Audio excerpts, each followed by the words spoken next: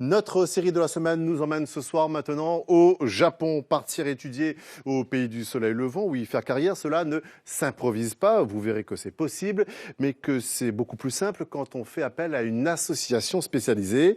Un Martiniquais aide les Antillais à s'intégrer dans la société nippone.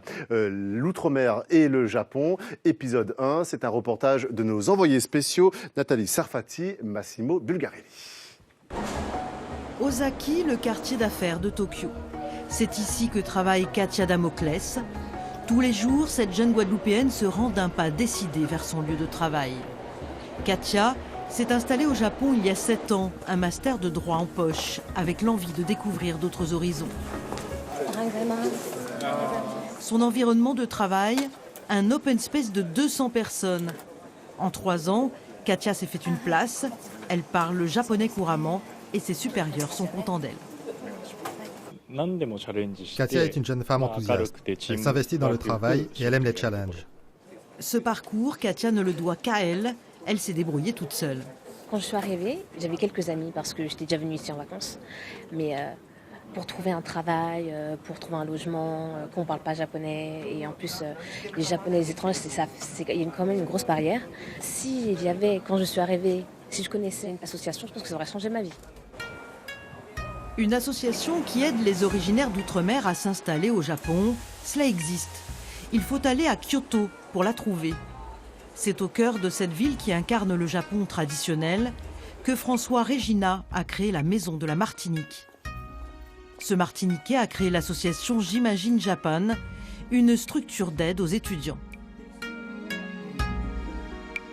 Nous faisons des recherches d'entreprise, nous faisons des recherches de locaux que nous mettons en place pour les étudiants. Et nous avons l'association Japon-Martinique-Guadeloupe qui, une fois que les étudiants arrivent ici, nous devons faire des découvertes, aller dans les universités, visiter les temples.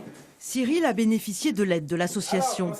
Après 1 an au Japon avec un visa vacances-travail, cet étudiant du Lamentin revient 10 ans plus tard. François Regina le place à l'université avant de lui proposer un contrat au sein de l'association. Ça m'a permis pendant 1 mois et demi de travailler avec cette école pour justement représenter la Martinique et donc les activités de l'association. Sur sa voiture, François Regina affiche fièrement le numéro de la Martinique. Installé au Japon depuis 20 ans, il n'a qu'un seul objectif, valoriser les talents de son île et plus largement des Antilles. Pour moi, il est très important de faire en sorte que la Martinique soit sur l'échiquier international. Nous avons eu cette année plus d'une dizaine d'étudiants venant de la Martinique, de la Guadeloupe et de la Guyane. Donc nous avons eu des résultats assez enrichissants vis-à-vis des entreprises japonaises qui en redemandent. François Regina a été le premier Antillais à intégrer l'Université des langues étrangères de Kyoto. 20 ans plus tard, c'est avec un étudiant martiniquais qu'il franchit l'entrée de l'établissement. Grâce à l'association J'imagine Japan, Didier a été admis pour apprendre le japonais.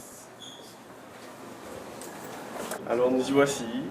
Ici c'était ma classe où j'ai étudié pendant 1 année, donc avec Yamamoto Sensei. Et donc voilà, c'était très agréable, comme vous pouvez le voir, on a tout ce qu'il faut, il y a la télé, etc. Donc des cours très dynamiques, c'était vraiment très agréable et j'en garde un excellent souvenir. Son diplôme en poche, Didier va rejoindre les équipes de François Regina. L'association Imagine Japan est un succès. Prochaine étape, permettre à tous les étudiants de la France d'outre-mer de tenter l'aventure au Japon.